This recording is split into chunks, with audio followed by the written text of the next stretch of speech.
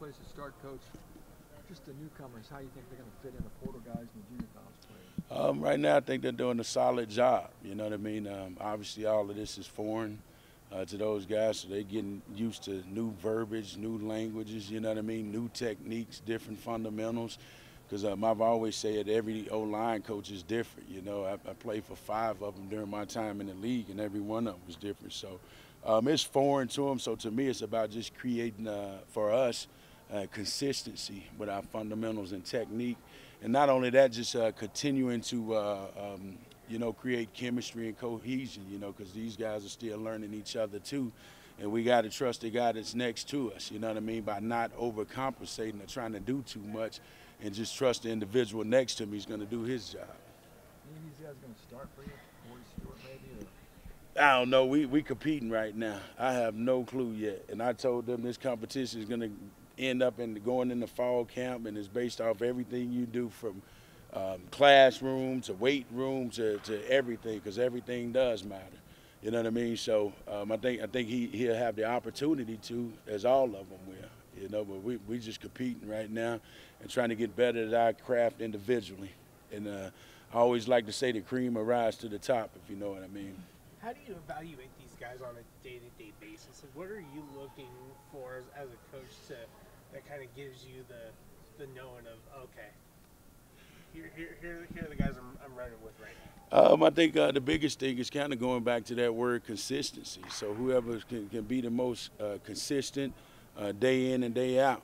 Because for me as a coach and even as a former player, I want to know what I'm getting every day. I don't want a guy that's up and down and going through that emotional roller coaster. I want a guy that's dialed in and tapped in, blue-collar, ready to come to work every day. So to me, the biggest thing in my eyes is going to be consistency from each individual and guys that you can count on, lean on, and trust. Having this entire spring to really get these guys to gel more, I mean, how helpful has it been, and what are you seeing out of the players right now that maybe was lacking a year ago when all this was coming to fruition? For one, I would say just the competition in the room. I mean, I've never had this many guys going into a spring season. Usually you short 5, 6, 7 guys, and to have what we have right now, I think we have 15, 20 guys right now, and then we still got 3 more coming this summer. So, I mean, our room's starting to get pretty tight, but I think that's a great thing. But to me, with competition, it's kind of like what's the verbiage? Iron sharpens iron, you know what I mean? And to me, if you know you got somebody behind you that's got just as good ability or better than you, you got to come with your mind right every day. I've told these guys numerous stories because for me, as an O-line coach, one of the things I like to coach and teach off is based off of my experience. And they know the story I told them about a teammate of mine named Chris Spencer that I played with in college, who was Mississippi Gatorade Player of the Year, this and that. And I'm only 1 year ahead of him, but I knew he was a talented dude, right? He was a really good player for us. And matter of fact, he ended up going first round, and I went second round because he declared early for the draft. But he kept me on my toes every year, and I knew I couldn't slip up because I knew any slip up, he would take my job, if that makes sense. You know what I mean? Not only that, but even I played with Donald Penn in Tampa and in Minnesota, and he was a really good player as a rookie year. I was a couple years into the league at this point, but he kept me on my toes, and he ended up playing 14 years, 3 Pro Bowls, and has a record for offensive linemen as far as touchdowns in the history of the league. So to me, the competition in the room and having that many bodies in the room, you can't come out here relaxing. And is it making your job easier or harder? Just, given the fact that you have so many guys, wanting to compete. It makes it harder, I would say. It makes it harder, but it's a good problem to have. I'd rather have this problem than not have it. You guys saw last year how, injuries was an issue for us, and, you kind of playing guys and patchworking up a group, and I appreciate those guys from last year, you know what I mean, giving their all week in and week out. But to have those extra bodies in the room, man, it's a huge, huge deal, And not only that, but I think it's a pretty good mixture of veteran, older guys, as well as a combination of younger guys we got to keep cultivating and bringing along, you know what I mean? But it helps also to have that experience in the room of maybe these guys hadn't played at this level yet, or maybe he come from this conference and that conference, you know what I mean? So you're not going to know until it happens, you know what I mean? I don't know how some of these guys hadn't played in front of 65, 70, 80,000 people, and you know, it's different. It is. And obviously, there's a lot of excitement this week, you know, with the Final Four and seeing what the men's basketball team is doing. I mean, how much, you know, is you know, your group of fellas, you know, feeding off of the energy of the town right now and seeing what can be possible. I can't necessarily speak for them individually, but for me, it brings excitement to me.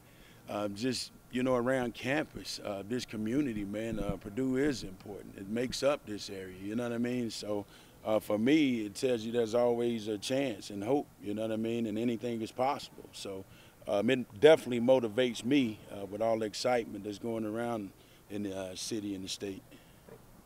Coach Walters talked about size. You talked about increased depth, Marcus. You got more bodies you can play this year. Just talk about how you've gotten bigger up front, too, with the guys you brought in. Yeah, we're definitely bigger, you know what I mean? But bigger doesn't necessarily mean you can play, too, you know what I mean? So you got to be, yeah, it's awesome being big, but I want good players, too, you know what I mean? In this game, I think it's so much more about athletic ability and the ability to move my feet, because it's different than even when I played nowadays in football. You're seeing so many more multiple fronts.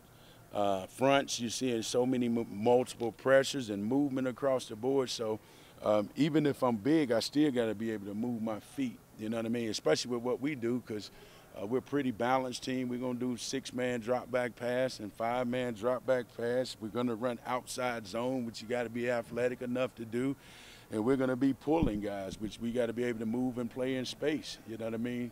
So, yeah, we're big, you know what I mean? But we also got to be able to execute at the same time and be able to move and stay on our feet and things like that, and which you got to be a great athlete as well, you know? How are you teaching, you know, the athleticism? I mean, you mentioned how the game has changed so much, and you know, can you talk about that and how athletic, you know, these guys are now these days? Yep. Well, I can't teach that. You know what I mean? That's mom, dad, and God and DNA. You know what I mean? In my opinion, either you have it or you don't. You know, one of the things I always tell these guys, you got to know your limitations and your ability. Not only yours, but you got to know your opposition too, based off of film study throughout the course of a day or a week. So to me, even if I'm not as athletic, I still got to understand angles, and that's one of the reasons why I don't teach everybody the same. I believe in giving guys tools and putting in their toolbox, and we're going to work all of these tools, and you may be better at this tool, but this guy may be better at this tool. You know what I mean? One thing I always tell them is that we're all built differently biomechanically. You got a different level of mobility and flexibility than I have, so it's things you can do that I can't do, and it's things I can do that you can't do, because we're not all built the same, you know?